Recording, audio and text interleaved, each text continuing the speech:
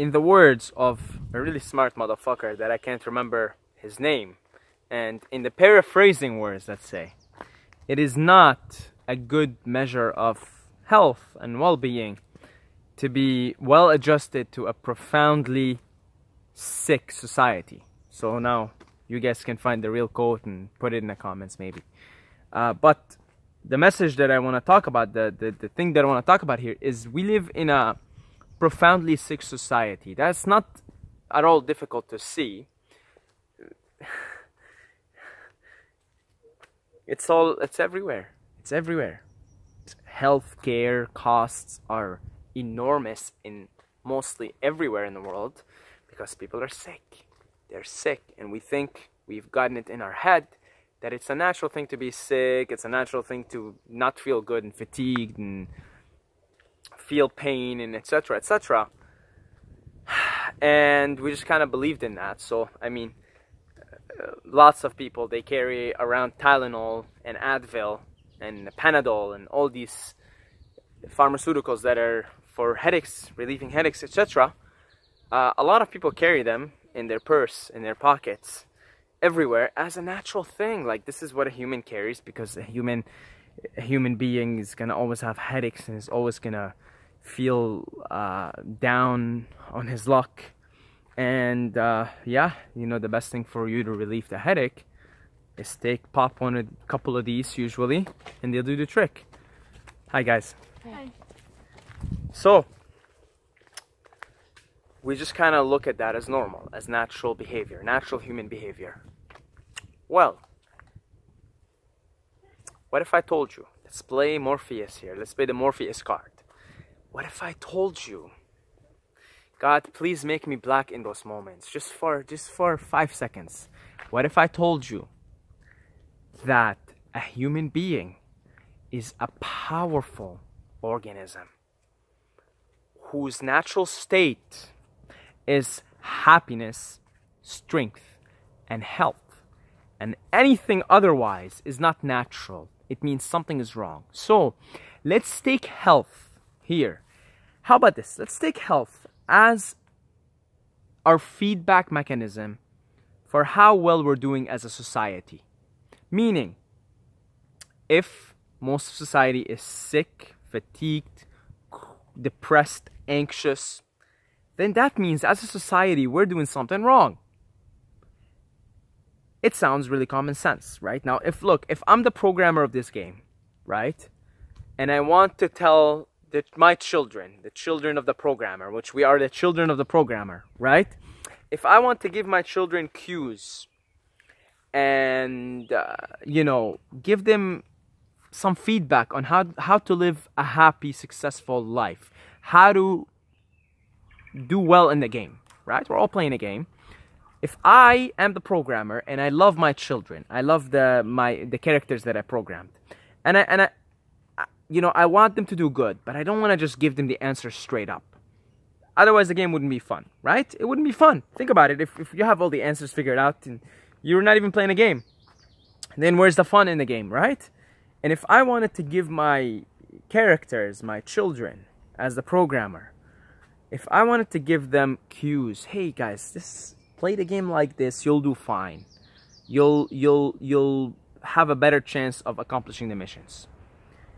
Then I would program it within this character that they're in, give them certain cues that, hey, you're doing good, you're not doing good. So it's pretty simple, right? Like, for example, if you laugh, guess what happens?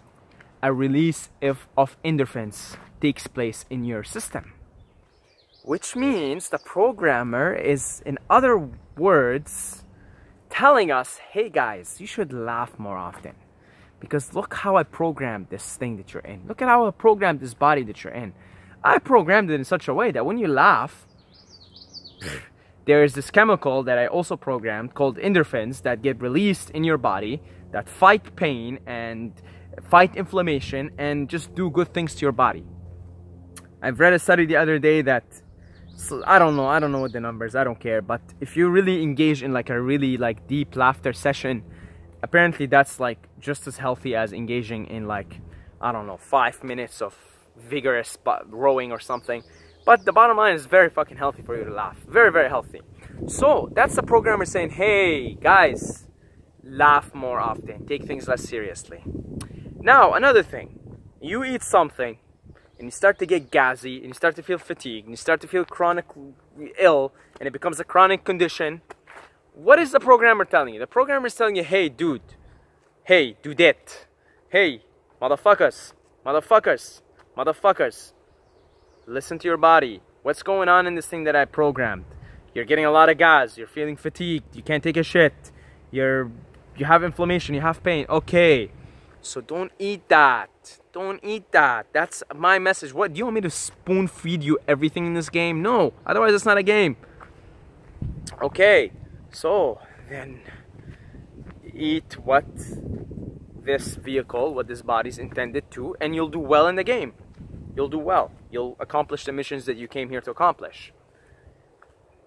So, if we have a profoundly sick society, everybody's sick in society, man. Everybody's sick. Everybody's chronically depressed. Why do we call the cold the common cold? Because it's so fucking common. Because everybody's practically always got the cold. They're always, you know, tired, inflamed throat, you know, no energy to do anything, stressed, headaches, you know, etc. You know, the pharmaceutical industry is one of the biggest 5 industries in the world, worldwide, right? It's crazy. It's really crazy how unhealthy of a society, of a world we've created. So then, logically, you know, at some point, somebody's going to be like, okay, guys, hold on. You know, the feedback loop here says, we're not playing this game right. Let's figure out what could be doing wrong, what we are doing wrong, and let's fix it.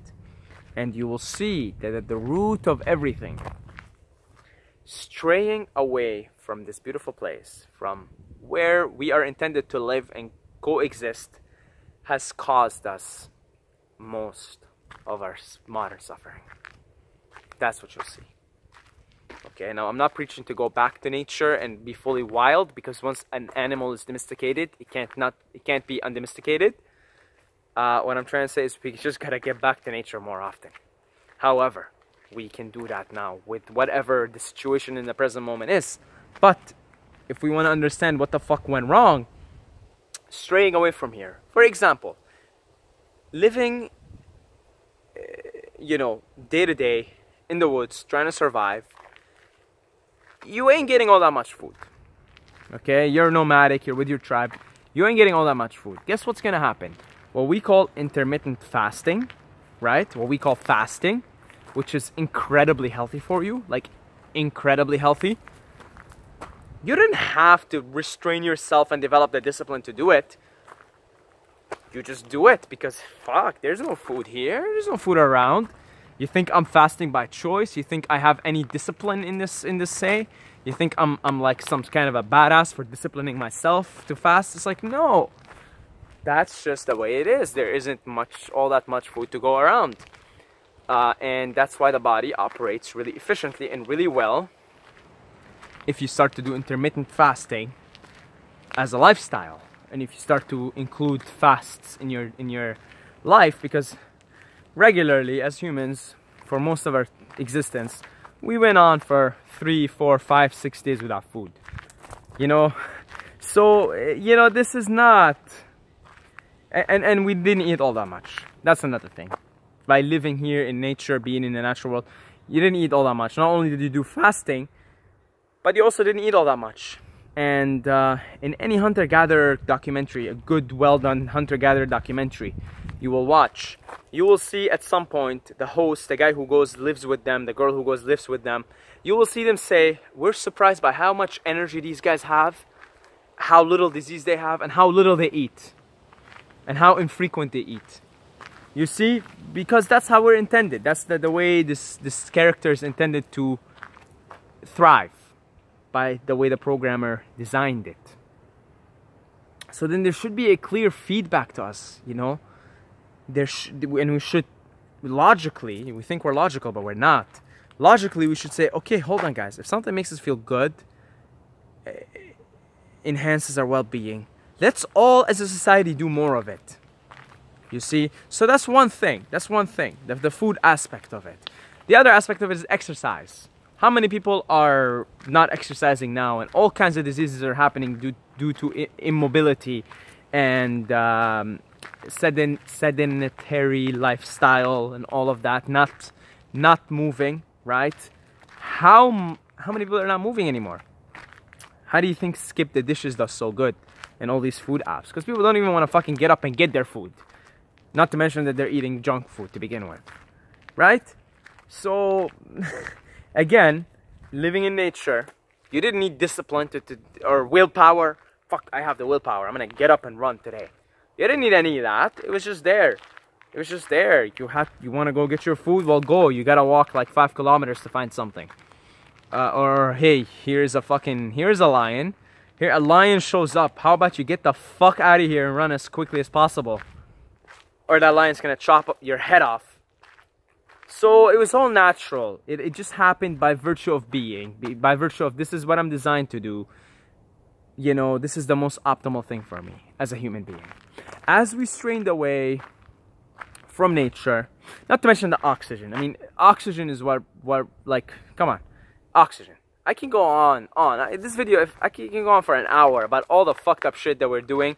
Like the oxygen that we're breathing in the city, the air quality versus the air quality we breathe here, the toxins we're breathing into our bodies, into our digestive tracts on a daily basis, that are, most of them, you know, non-existent in nature. You know, they exist because of the way we build cities.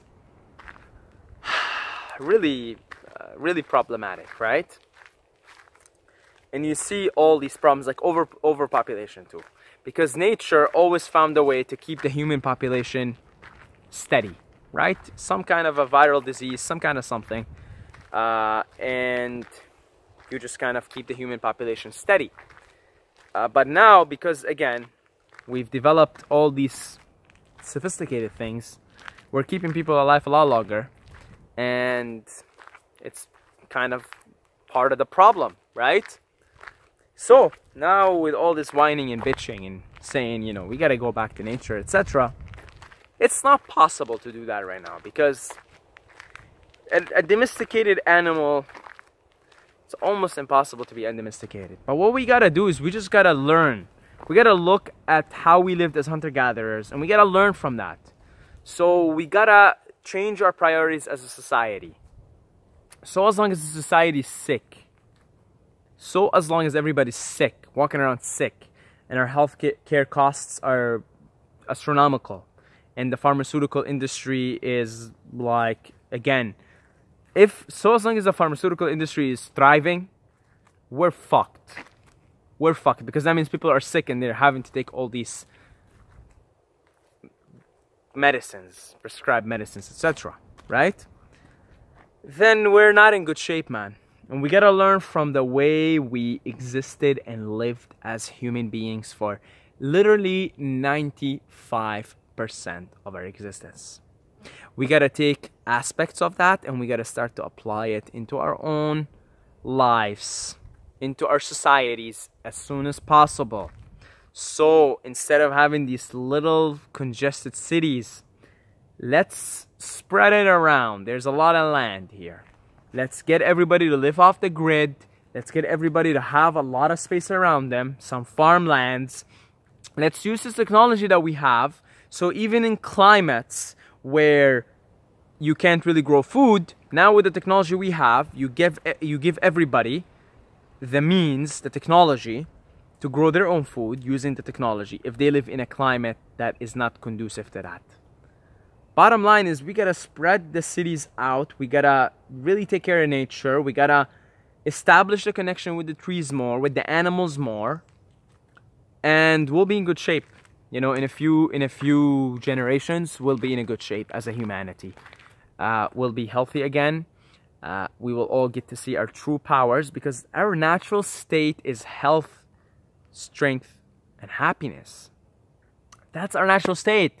Meaning, so as long as we live natural lives the way we're intended to, the way our bodies are intended to, we're gonna be happy, strong, and healthy. Plain and simple, we're gonna be happy, strong, and healthy. So, that's where I'm gonna finish off this rant. It's mostly whining and bitching, right? But I like to throw in these whining and bitching rants every now and then, just for the fuck of it, right? That's it. I love every single one of you guys, but don't forget to subscribe or you're gonna sleep with the fishes.